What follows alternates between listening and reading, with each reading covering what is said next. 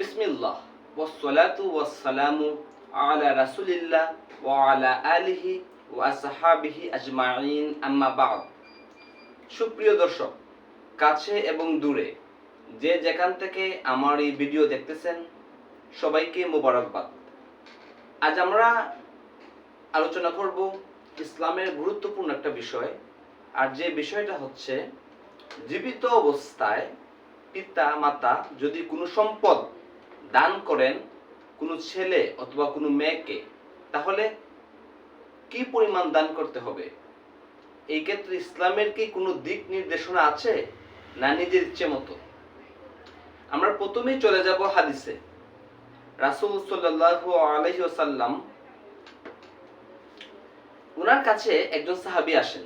উনার নাম হচ্ছে নুমান ইবনে বশির রাদিয়াল্লাহু আনহু। নুমান ইবনে বশির রাদিয়াল্লাহু আনহু উনি উনার এক ছেলেকে কিছু উপহার দেন। তখন উনি রাসূল সাল্লাল্লাহু আলাইহি ওয়াসাল্লামকে গিয়ে বলেন, ইয়া রাসূলুল্লাহ, আপনি সাক্ষী হন, আমি আমার এক ছেলেকে কিছু উপহার দিয়েছি। উনার কথা শুনে রাসূল সাল্লাল্লাহু আলাইহি ওয়াসাল্লাম বলেন, তুমি যে তোমার এক ছেলেকে কিছু উপহার দিয়েছো, তোমার অন্যান্য যে ছেলেরা আছে তাদেরকে কি সমান উপহার দিয়েছো? তখন উনি বলেন যে না, আমি দেইনি। তো উনার উত্তর শুনে রাসূল সাল্লাল্লাহু আলাইহি ওয়াসাল্লাম বলেন, আমি এই জুলুমের সাক্ষী হতে পারবো না। হাদিসটা সহিহ মুসলিম, তারপর মিশকাত শরীফ, বিভিন্ন হাদিস গ্রন্থে বিভিন্ন সনদে বর্ণিত হয়েছে এবং হাদিসটির সনদ সহিহ। তো আমরা এই হাদিস থেকে কি বুঝতে পারলাম? যদি কোনো বাবা তার সন্তানকে কিছু উপহার দেন জীবিত অবস্থায়, তাহলে একই পরিমাণ উপহার অন্যান্য ছেলেদেরকেও দিতে হবে। এই হাদিসকে সামনে রেখে ইমাম আহমদ ইবনে হাম্বল রাহমাতুল্লাহি আলাইহি বলেন, যদি কোনো বাবা অথবা মা জীবিত অবস্থায় সন্তানদের মাঝে সম্পদ অথবা কোনো উপহার, যেমন ধরেন কারোর জীবনে প্রতিষ্ঠিত হওয়ার জন্য কোনো সন্তানকে যদি কোনো বাবা 10 লাখ বা 20 লাখ টাকা দেয়, অথচ অন্য সন্তানকে সেই পরিমাণ টাকা যদি না দেয়, তাহলে এটা হারাম। এটা হারাম। কে বলেছেন? ইমাম আহমদ ইবনে হাম্বল রাহমাতুল্লাহি আলাইহি। সুতরাং আমরা যদি ইমাম আহমদ ইবনে হাম্বলের কথা সামনে রাখি, রাসূল সাল্লাল্লাহু আলাইহি ওয়াসাল্লামের এই সহিহ হাদিস সামনে রাখি, তাহলে যদি জীবিত অবস্থায় কোনো মা অথবা বাবা কোনো সম্পদ কোনো সন্তানকে দান করেন, তাহলে সম পরিমাণ সম্পদ অন্য সন্তানদেরকেও দান করতে হবে। এটা ইসলামের নীতি, এটা রাসূল সাল্লাল্লাহু আলাইহি ওয়াসাল্লামের দিক নির্দেশনা। ইসলাম হচ্ছে এমন একটা ধর্ম যেখানে বৈষম্যের কোনো সুযোগ নেই। ছেলে আপনার, কোনো ছেলেকে আপনি বেশি ভালোবাসবেন, কোনো ছেলেকে কম ভালোবাসবেন, এটা স্বাভাবিক, এটা ন্যাচারাল। সবাইকে সমান ভালোবাসা যায় না। তবে সম্পত্তি দানের ক্ষেত্রে সবাইকে সমানভাবে দিতে হবে। এটা হচ্ছে ইসলামের দিক নির্দেশনা, ইসলামের নীতিমালা। বৈষম্যের কোনো সুযোগ ইসলামে নেই। আপনি এক ছেলেকে প্রতিষ্ঠিত হওয়ার জন্য সাহায্য করবেন, আরেক ছেলেকে সাহায্য করবেন না, এমন বৈষম্য ইসলামে নেই, এবং এটা চরম হারাম এবং এটা জাহান্নামে যাওয়ার কারণ এখানে অন্য যে ছেলেকে সাহায্য করা হয়নি, তার হক নষ্ট করা হয়েছে। সুতরাং এই হক নষ্ট করার অপরাধে আপনি জুলুমের অন্তর্ভুক্ত হবেন, জালিমের অন্তর্ভুক্ত হবেন। আর আমরা সবাই জানি জালিম কখনো বিনা শাস্তিতে জান্নাতে যেতে পারে না। সুতরাং আমরা যদি রাসূল সাল্লাল্লাহু আলাইহি ওয়াসাল্লামের সুপ্রসিদ্ধ এই নুমান ইবনে বশির রাদিয়াল্লাহু আনহুর হাদিস সামনে রাখি, ইমাম আহমদ ইবনে হাম্বল রাহমাতুল্লাহি আলাইহির যে ব্যাখ্যা এই হাদিস থেকে, ইমাম আবু হানিফা রাহমাতুল্লাহি আলাইহি, ইমাম শাফি রাহমাতুল্লাহি আলাইহি, ওনারাও বলেছেন যে সন্তানদের মাঝে বৈষম্য করা যাবে না।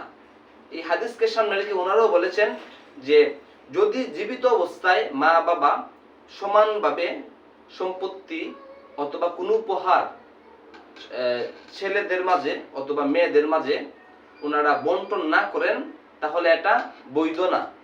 এটা বাকি তিন ইমামও বলেছেন, এটা তার জন্য জায়েজ না। সুতরাং আমরা সুস্পষ্টভাবে বুঝতেছি যে এই ভুল করার কারণে দুনিয়ার মধ্যে হয়তো আমার কিছু ইচ্ছা অথবা নিজের কিছু অহংকার প্রতিষ্ঠিত হবে, কিন্তু রাসূল সাল্লাল্লাহু আলাইহি ওয়াসাল্লামের নীতিমালা, আল্লাহর বিধান লঙ্ঘনের জন্য আমাকে কিন্তু জাহান্নামের কাঠগড়ায় দাঁড়াতে হবে।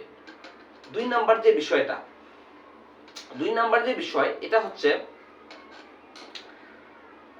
বিশেষ করে আমাদের সমাজে দেখা যায় মেয়েদেরকে তাদের বাবা অথবা মা সম্পত্তি দিতে চান না, যেটা ইসলামের নীতি না।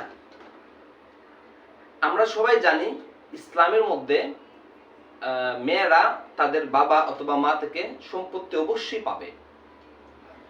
যদি কোনো বাবা কোনো কারণে কোনো মেয়েকে সম্পত্তি দান না করেন অথবা উনি মারা যান এবং মারা যাওয়ার আগে যেন মেয়েকে সম্পত্তি না দেওয়া হয় এমন ওসিয়ত করে যান, তাহলে উনি নিশ্চিত রূপে জাহান্নামী হবেন। কারণ উনি আল্লাহ পাকের যে আইন, সূরা নিসার মধ্যে যে সম্পত্তি বন্টনের আইন, সেই আইনকে উনি উপহাস করেছেন অথবা সেই আইনের বিরুদ্ধে উনি অবস্থান নিয়েছেন। সুতরাং আমরা যারা সম্মানিত মা বাবা আছি, তারা ছেলেদেরকে তো সমান সম্পত্তির বন্টন করবই, পাশাপাশি মেয়েদেরকেও আমরা মেয়েদের মাঝে যে সম্পদ বন্টনের যে পরিমাণ, সেই পরিমাণে যেন কোনো মেয়ে কম না পায় অথবা কোনো মেয়ের প্রতি যেন জুলুম না হয়, আমরা সেই দিকে খেয়াল রাখবো। তা না হলে আপনি যতই ভালো কাজ করেন, আপনাকে কিন্তু আল্লাহর কাঠগড়ায় দাঁড়াতে হবেই। কারণ এটা এমন এক গুনাহ, যে গুনাহ তওবা দ্বারা ক্ষমা হয় না। কারণ এই গুনাহ হচ্ছে বান্দার হক, ছেলে বা মেয়ের হক। আপনি ছেলে বা মেয়ের হক যদি নষ্ট করেন, আপনি নামাজ, রোজা, হজ যাই করেন, আপনাকে এই গুনাহ আল্লাহ পাক তওবা দ্বারা মাফ করবে না। কেন মাফ করবে না? কারণ বান্দার হক মাফ করার যে নীতিমালা ইসলাম দিয়েছে, সেই নীতিমালা হলো, যার হক আপনি নষ্ট করেছেন, যাকে আপনি টুকিয়েছেন, যার মর্যাদা আপনি ক্ষুণ্ণ করেছেন, সেই ব্যক্তির কাছ থেকে আপনার ক্ষমা নিতে হবে। আর যদি ক্ষমা নেওয়ার সুযোগ না থাকে, তাহলে কিয়ামতের মাঠে আপনার ভালো কাজ তাকে দিয়ে দিতে হবে। আর যদি আপনার ভালো কাজ না থাকে, তাহলে তার যে অন্যায় কাজ, সেই অন্যায় কাজ আপনাকে মাথা পেতে নিতে হবে। তার মানে বিষয়টা কিন্তু অনেক কঠিন। অর্থাৎ আপনি অন্যান্য ইবাদত পালন করেন, ভালো, খুবই ভালো, কিন্তু বান্দার হকের মতো এত গুরুত্বপূর্ণ আর এত ভয়ঙ্কর একটা গুনার ব্যাপারে যদি আমরা সচেতন না হই, তাহলে আমাদের জন্য জান্নাতে প্রথম অবস্থায় যাওয়া খুবই কঠিন এবং জাহান্নাম থেকে বেঁচে থাকাও অনেক কঠিন হবে। সুতরাং আমরা সবাই, বিশেষ করে ছেলে মেয়ে এবং যারা সম্পত্তির হকদার, তাদের ক্ষেত্রে আমরা কখনো বৈষম্যের আশ্রয় নিব না এবং আমরা রাসূল সাল্লাল্লাহু আলাইহি ওয়াসাল্লামের নীতিমালা অনুসরণ করব। এই ক্ষেত্রে একটা কথা অনেকে বলতে পারেন যে আমার সম্পত্তি আমি যাকে ইচ্ছা তাকে দিব। এই সুযোগ ইসলামে নেই। এই সুযোগ ইসলামে নেই কেন? কারণ প্রতিটা বিধানের ক্ষেত্রে রাসূল সাল্লাল্লাহু আলাইহি ওয়াসাল্লামের সুনির্দিষ্ট নীতিমালা আছে। আপনি ঘুম থেকে উঠে ঘুমাতে যাওয়ার আগে আপনি কি করবেন, কি করবেন না, প্রত্যেকটা বিষয়ে ইসলামের নীতিমালা আছে। ঠিক একইভাবে সম্পত্তি বন্টনের ক্ষেত্রে আপনি মারা যাওয়ার পরে আপনার সম্পত্তি কিভাবে বন্টন হবে, আপনি জীবিত অবস্থায় আপনার সম্পত্তি যদি বন্টন করেন, যদি ভাগ করেন, কিভাবে ভাগ করবেন, প্রত্যেকটা বিষয় সুস্পষ্টভাবে ইসলামে বর্ণনা আছে। তো সুস্পষ্টভাবে ইসলামে বর্ণনা থাকার পরেও আপনি কেন আপনার নিজের নফসকে অনুসরণ করবেন? নাম্বার 1। নাম্বার 2, যেটা আপনি কষ্ট করে সম্পদ অর্জন করেছেন, এখন কিভাবে? অবশ্যই আল্লাহ আপনাকে দিয়েছেন বলেই তো আপনি সম্পদ অর্জন করতে পেরেছেন, এটাই তো ইমানদারের বিশ্বাস।